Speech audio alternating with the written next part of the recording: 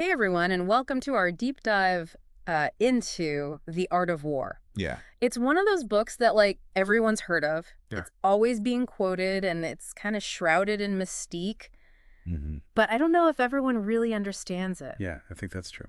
We've got a series of lectures by a military historian here that we're going to be pulling from Okay. to really unpack what this book is all about and what we can learn from it. Sounds good.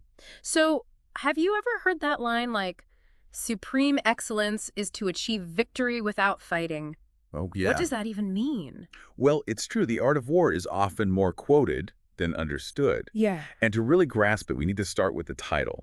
The original Chinese Sun Tzu Bingfa actually translates more accurately to Master Sun's military methods. Interesting. So why would Yeah. they change it to the art of war? Well, And who is this Master Sun? calling it Master Sun's military methods, Yeah. it elevates military strategy Right. to like a level of philosophy. Okay. It demands respect from rulers. All right. And you have to remember, this book emerged in like 4th century BC China Mm-hmm. during this intense competition between these really powerful states. Right. Warfare was changing really dramatically. Okay. It was shifting from these small aristocratic battles to these huge infantry armies. Okay. In this book, So it wasn't just brute force anymore. no, not at all. It was about strategy and outsmarting your opponent. Exactly. Can you kind of paint a picture of how warfare actually changed back then? So imagine warfare in the 8th century BC. Okay. You have these small-scale battles, Hmm. almost like rituals between chariot-riding nobles. Okay. Think elaborate formations, personal challenges, campaigns, only during good weather. Oh, wow. It was all about individual glory and honor, not strategic conquest. Okay, so then the state of Qi comes along. Yeah. It changes everything. The state of Qi centralized power.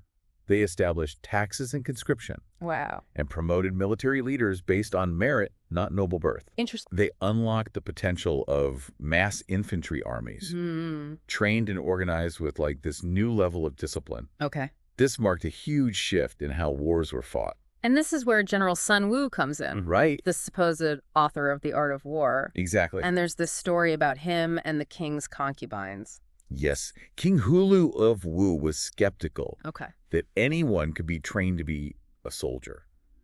So Sun Wu challenged him by saying he could train even his concubines. Okay.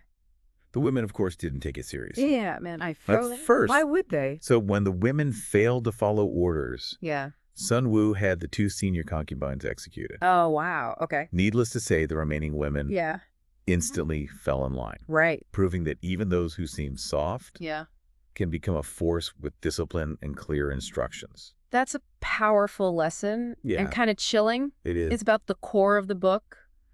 Command and method, Exactly. leadership and organization. Also, These two things go hand in hand. it cannot be separated. The Art of War outlines 5 key qualities of a Mhm. Sun Tzu commander: wisdom, sincerity, benevolence, courage, and discipline. Right, and these might sound like generic leadership qualities, but they have really specific meanings Yeah. in this context.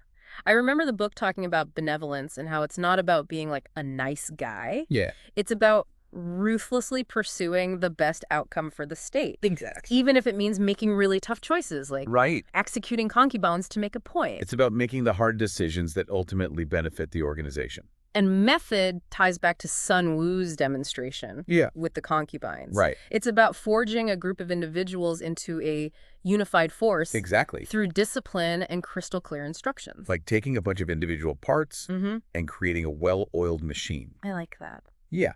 It raises a question. Okay. Can you see how these principles of command and method apply beyond the battlefield? Are there examples in history where leaders have kind of intuitively grasped these concepts Okay. to achieve success in other areas? That's a good question.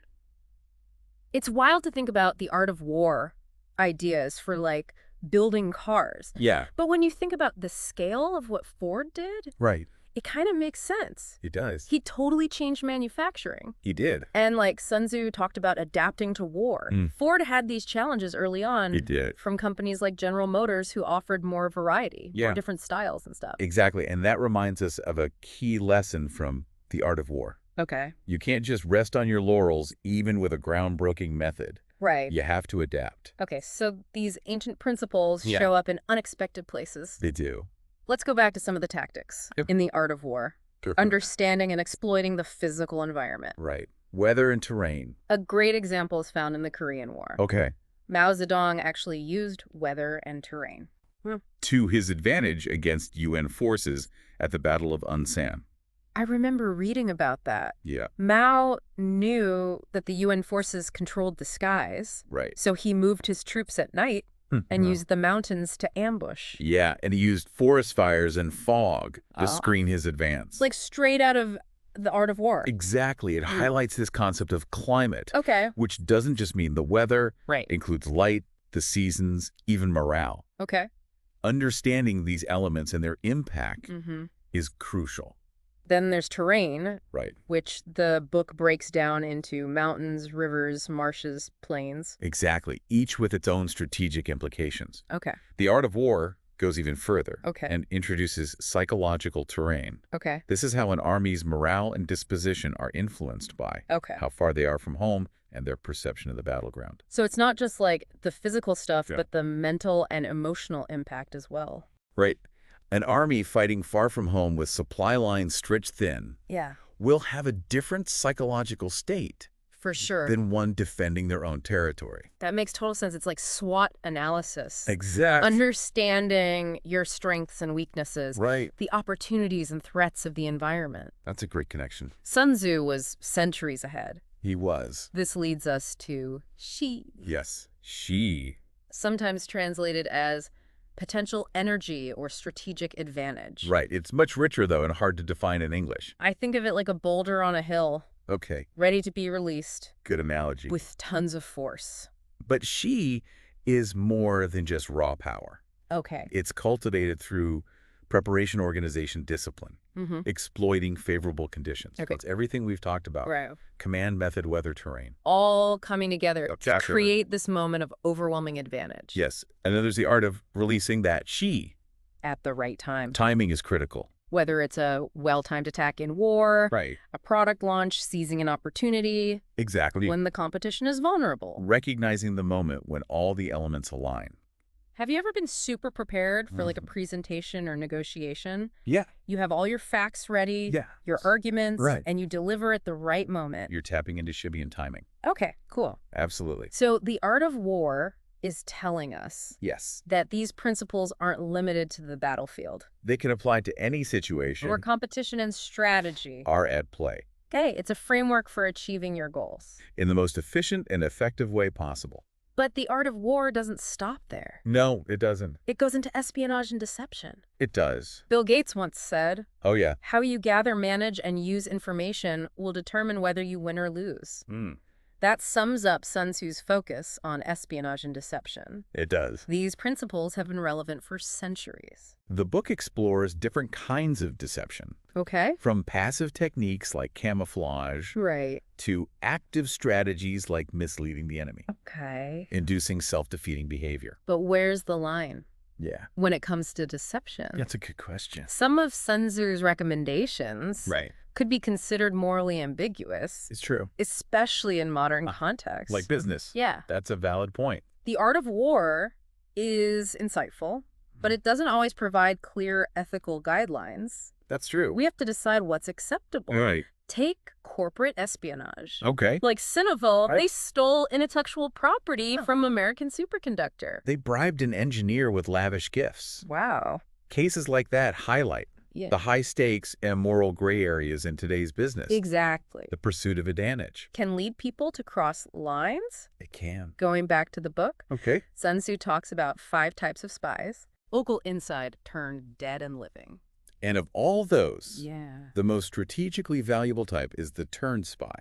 The turned spy. Enemy agents flip to work for you. Okay. They provide access to the enemy's inner workings, Interesting. allowing you to gather intel and potentially disrupt their operations. That makes me think of whistleblowers. Oh, yeah. They're basically providing insider information Right. that can shift the balance of power, That's a great connection. just like Sun Tzu described. And the art of war emphasizes Yeah, that you should treat turned spies well. because they're so valuable. Exactly. It's like keep your friends close and your enemies closer. It is. But Sun Tzu takes it to a whole other level. He does. It all ties back to the idea of controlling the narrative, Okay. shaping perceptions, and ultimately steering the competition. To your desired outcome. Exactly.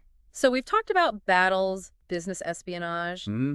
It seems like The Art of War has something to say Good. about every aspect of competition. Yeah. And despite being written centuries ago, it's incredibly relevant today. Why is that? Yeah. Why is that? What makes it so timeless?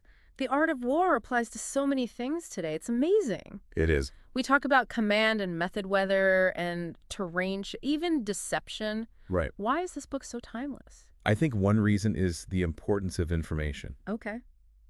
Sun Tzu knew that information gathered by spies or just observation was more valuable than gold. Yeah. And in today's information age, that's more true than ever. It's like we're fighting battles with information every day. Right. And the art of war reminds us that mastering that is crucial, You're achieving victory. whether it's on a battlefield, in a boardroom, or just in our lives. It's easy to get swept up in headlines without thinking. Absolutely. We need to remember that information can be a weapon used against us. Yeah. Sun Tzu's teachings on espionage and deception highlight how important it is to protect our information, Right. while also gathering intelligence on our competitors. So it's not just about taking in information, but using it strategically. Exactly. And that brings us to another reason why the art of war is relevant. Okay. The rising cost of competition. In Sun Tzu's time, warfare was getting expensive and destructive. Yeah. And today we see similar challenges. Global conflicts. Economic rivalries, even the pressure to stand out in the digital world. It feels like we're all struggling to keep up. It can, and that's where Sun Tzu's focus on efficiency is so valuable. Okay. Getting maximum results with minimal resources. The Art of War isn't about just attacking. No, it's about assessing the situation, Right. identifying opportunities, Okay. and using your resources strategically, Choosing your battles. knowing when to push and when to hold back, It's a mindset. of calculated risk, strategic patience, and adapting to the situation. We can all apply that. Absolutely, whether you're leading a team, negotiating a deal, or even managing your money. I can see that The Art of War also reminds us that we're not just competing against individuals, Right. but against entire systems. In today's world, with so many players vying for power, Yeah. we need to see the bigger picture. And adjust our strategies as things change, It's like a giant game of chess. where every move has consequences. Sun Tzu wants us to think ahead Anticipate our opponent's moves. and be ready to change our plan. And all of that comes back to leadership. It does. Sun Tzu knew that skilled leadership was essential for success. And the qualities he outlines are still important today. Wisdom, discipline, benevolence, courage. Those aren't just for military leaders. Right. They're for anyone who wants to lead well. It's amazing that we can learn from a book this old. It is. And the art of war doesn't just tell us what to do. Right. It tells us how to develop those qualities. Yeah. It encourages self-reflection, learning, seeking mentors. It's a challenge to become better. It is. And The Art of War is a book to revisit throughout your life. Okay. As you gain experience, face new challenges, the lessons will change too. Like having an advisor helping you. I like that. So as we wrap up, I want to leave you with this. Think of Sun Tzu's teachings as a lens. To view your own life? Think about your challenges and ask, how would Sun Tzu approach this? That's a great takeaway. The Art of War is a guide to navigating our world, It can help us achieve our victories. whatever those may be. Thanks for joining us. Until next time, keep strategizing.